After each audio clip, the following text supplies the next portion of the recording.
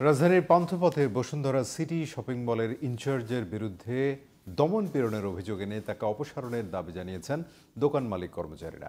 মার্কেটের সামনে সড়কে অবস্থান নিয়ে বিক্ষোভ করেন তারা। চুক্তি অনুযায়ী ভাড়া প্রদান এবং ব্যবসায়ীদের নিয়ে বণিক সমিতি গঠন সহ কয়েক দফা দাবি জানিয়েছেন বিক্ষোভকারীরা।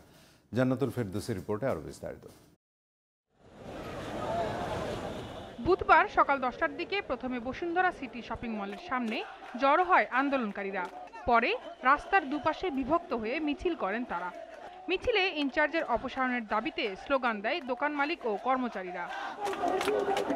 বিক্ষোভকারীদের অভিযোগ, এতদিন তাদের উপর নানা ধরনের জুলুম নির্যাতন চালিয়ে আসছিলেন শপিং মলের ইনচার্জ। এই অত্যাচারের অবসান চান তারা। একটা দাবির উদ্দেশ্যে আজকে আমরা আছি, এই স্বৈরাচার ইনচার্জের পদত্যাগ। উনার পদত্যাগের প্রধান কারণ হলো উনি জুলুম জবরদস্ত চালিয়ে মার্কেটের অবস্থাটা পুরাটা একটা নৈরাজ্যতায় সৃষ্টি করেছে।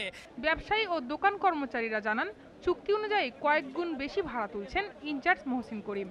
ভাড়া কমানোর কথা বললে মারধরের হুমকিও দিতেন তিনি। যে ভাড়াটা বাড়াইছে, তারা দুর্নীতি করছে। তারা 50,000 টাকা দেখাচ্ছে লিখিতভাবে, আমাদের কাছে নিচ্ছে 5 লাখ, কারো কাছে 4 লাখ, কারো কাছে 7 লাখ পর্যন্ত আছে। কর্মচারী ঠিকমতো বেতন দিতে পারতাছি না, যা কিছু ব্যাংক লোন টোন আমরা পরিশোধ করতে পারতাছি না। আমাদের যে পরিমাণ ভাড়া নেওয়া হয় সে পরিমাণ আমাদের ইনকাম নাই। আমাদের বেসমেন্টে ভিআইপি কোনো কাস্টমার যাইয়া একদিন ঢুকলি পরে আর পরের দিন যায় না, সেখানে কোনো অক্সিজেন নাই। 2 ঘন্টা আগে এসি টেসি সব বন্ধ করে দেওয়া হয়, কোনো লোক যাইয়া দাঁড়িয়ে থাকতে পারে না।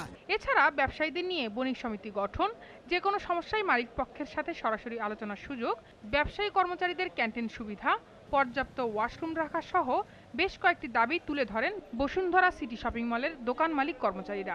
ইনচার্জ আমাদেরকে বলে, আপনাদের মতো ব্যবসায়ীদের সাথে কথা বলার আমার টাইম নেই।